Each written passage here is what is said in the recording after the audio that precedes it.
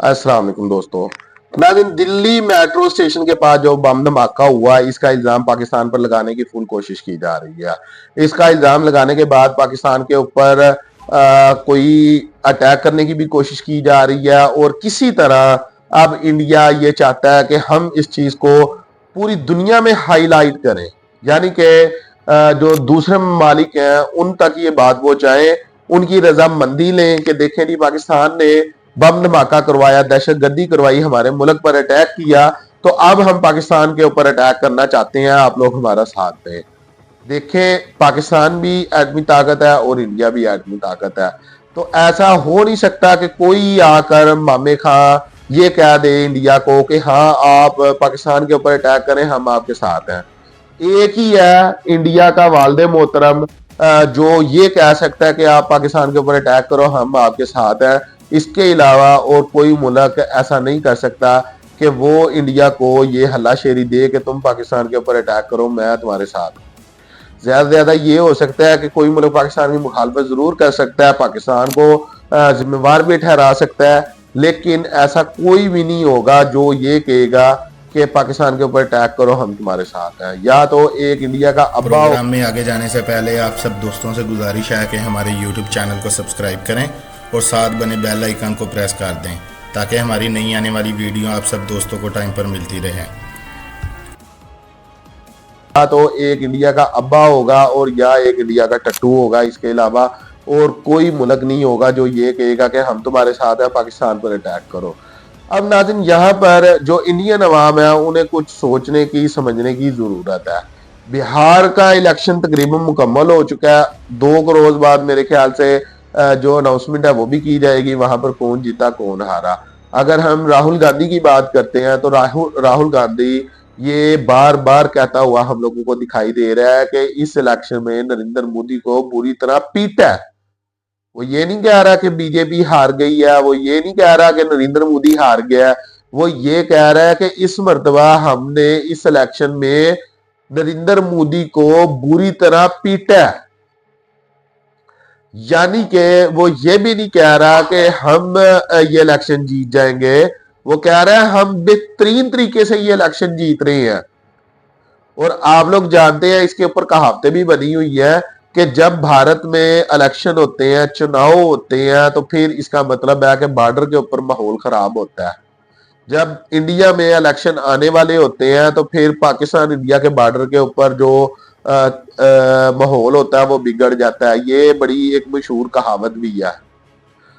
तो नाज़रीन, यहाँ पर कुछ ये भी कहा जा रहा है कि ये भी एक बीजेपी का प्रोपोगंडा फास्ट लैग ऑपरेशन है, जो कि पहले इसने पुलवामा किया, फिर पहलगाम किया और उसका इल्जाम पाकिस्तान के ऊपर लगाया और दोनों मरतबा फैंटी खाई। तीसरी मरतबा भी खा लेगा क्योंकि इनकी कोई इज्जत तो है नहीं, इनको शर्म तो आती नहीं, तो इनका क्या जाना है। दुनिया थू थू करेगी इनके ऊपर कि पाकिस्तान के हाथों फैंटी खाई तुम लोगों ने, कोई फर्क नहीं पड़ता। लेकिन जो इनका मेन मकसद है वो तो पूरा हो जाना है कि अपनी आवाम को बेवकूफ बना लिया और इलेक्शन को अपने नाम करवा लिया। देखिए, होता पता है क्या, मैं आप लोगों को यहाँ पर थोड़ा सा समझा दूं कि इंडिया सबसे मतलब ज्यादा अपना दुश्मन किसे समझता है। हालांकि देखा जाए तो चाइना के साथ भी उसके मामला खराब है, पाकिस्तान के साथ भी उसके मामला खराब है, बांग्लादेश के साथ भी उसके मामला खराब है और एक दो मुल्क है जिसके साथ उसके मामला खराब है। लेकिन चाइना का नाम इस्तेमाल करके इंडिया या बीजेपी वोट नहीं ले सकता, बांग्लादेश का नाम भी इस्तेमाल नहीं कर सकता। वो शुरू से पाकिस्तान और मुसलमानों का नाम इस्तेमाल करता आया है, तो यही उसको चाहिए। जब इलेक्शन है, अब हम फिलहाल बिहार के इलेक्शन की बात कर लेते हैं, वहां पर हमें इंडियन मीडिया भी बता रहा है कि बीजेपी के बहुत बुरे हालात हैं इस वक्त यहाँ पर। तो ये नरेंद्र मोदी बड़े अच्छे से समझ रहा है कि अगर ऐसे रहा तो फिर ये इलेक्शन मेरे हाथ से गया। पहले ही हम लोगों ने देखा है कि पहले इलेक्शन के मेजर जो वहां पर जनरल इलेक्शन हुए उसके मुकाबले में इस मरतबा जो जनरल इलेक्शन हुए उसमें नरेंद्र मोदी की कितनी जो सीट्स थी वो कम हुई और उन इलाकों से नरेंद्र मोदी हारा जिन इलाकों में कहा ही नहीं था जाता, सोचा ही नहीं था जाता कि इसके मुकाबले में कोई खड़ा भी होगा, और अगर कोई खड़ा हो भी गया इलेक्शन में तो वो बीजेपी की किसी भी सीट से जीत सकेगा। उन इलाकों से भी बीजेपी इस मरतबा हारी।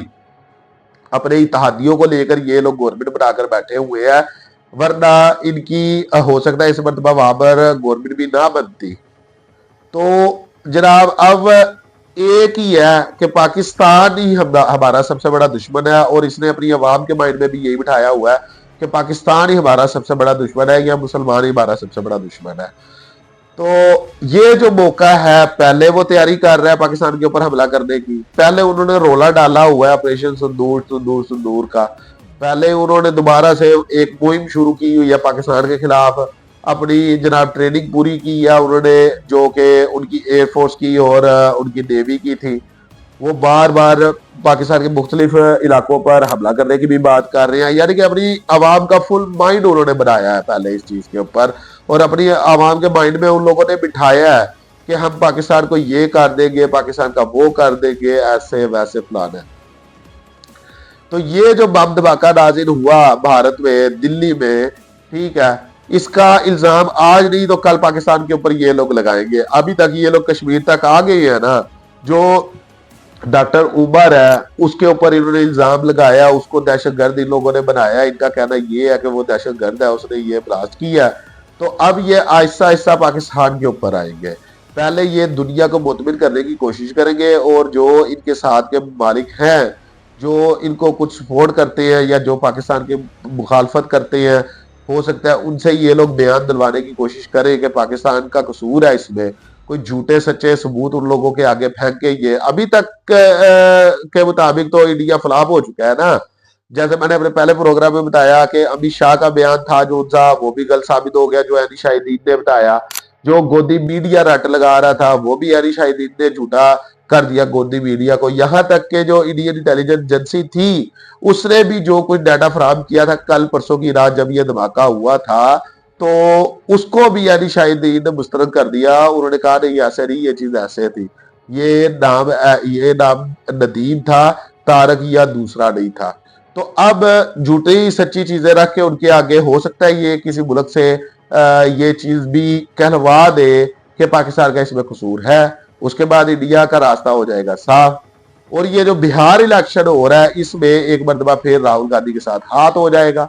राहुल गांधी वहां से अब तक फुल यकीन के साथ और फुल कॉन्फिडेंस से ये कहता हुआ दिखाई देता है कि मैं ये इलेक्शन बड़े अच्छे तरीके से जीत रहा हूं। तो जनाब एक मरतबा फिर पाकिस्तान का नाम रटकर, पाकिस्तान का नाम इस्तेमाल करके, तो बल्कि तुम्हें तो पाकिस्तान का शुक्र अदा करना चाहिए। नरेंद्र मोदी को तो पाकिस्तान का एहसान मानना चाहिए, उसको तो पाकिस्तान के पाँव धो धो कर पीने चाहिए कि पाकिस्तान का नाम इस्तेमाल करके रखे तो वो इलेक्शन जीतता है। तो पाकिस्तान का तो एहसान मंद रहना चाहिए नरेंद्र मोदी को, पाकिस्तान का तो उसको जनाब, मैं वो लफ्ज इस्तेमाल करना चाहता, आप लोग खुद समझ जाए, ठीक है। तो पाकिस्तान का नाम लेकर तो वो इलेक्शन जीतता है, उसके बाद तो दूसरी कोई ऐसी चीज ही नहीं है कि वो अपनी आवाम के दिलों में अपना एतमाद बहाल कर सके, अपने आवाम के माइंड में वो एक अच्छा इंसान बनकर सामने आए, एक अच्छा प्राइम मिनिस्टर बनकर सामने आए। नहीं, पाकिस्तान का नाम लेकर जब पाकिस्तान का नाम लिया जाता है तो वो लोग जज्बाती हो जाते हैं, वो फिर नहीं देखते कि आगे कौन सा कुत्ता बिल्ला बैठा हुआ है, वो जनाब वोट ठोक देते हैं। तो जनाब पाकिस्तान का नाम लेकर तो ये बंदा हमेशा प्राइम मिनिस्टर अब तक रहा है, तो इसको तो एहसानमंद होना चाहिए। लेकिन यहाँ पर लास्ट में मैं आप लोगों को फिर यही बता देता हूँ कि भाड़ में जाओ, ठीक है, जो मर्जी लालीपाप देते रहो अपनी अवाम को। अगर पाकिस्तान के ऊपर हमला करने की सोची तो फिर पाकिस्तान वाज़िया कह चुका है कि भाईजान इस मरतबा बचना कोई नहीं है। पहले तो हल्का फुल्का हम लोग नुकसान पहुंचा देते थे और तुम्हें भी शर्म नहीं थी आती है, तुम भी कहते हो कि ठीक है नुकसान ही हुआ है ना, को 5-6-7 त्यारे गिर गया, फिर क्या हो गया, दुनिया में बदनामी हो गई या फिर क्या हो गया, खैर है हमारा मकसद तो पूरा हो गया। लेकिन इस मरतबा फिर बड़ी चंगी खासी टुकाई हो रही है तुम्हारी, तो बेहतर तो यही आके आप लोग खुद समझ जाओ। आपके लिए इतना ही, अपना बहुत सारा ख्याल रखिएगा, शुक्रिया, अल्लाह।